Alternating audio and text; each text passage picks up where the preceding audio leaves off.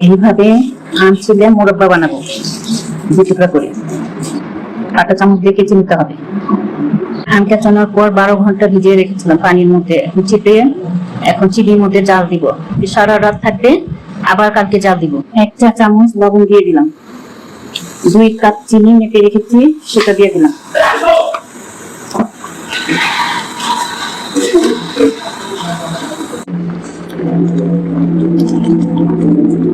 এই কাপে 1 কাপ পানি দিয়েছি, বলতে ভুলে গেলাম।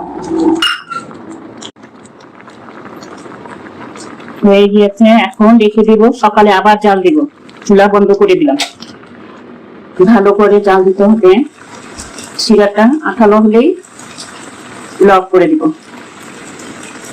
হয়ে গিয়েছে আমার আমের মোরব্বা তৈরি করা। চুলা অফ করে দিব।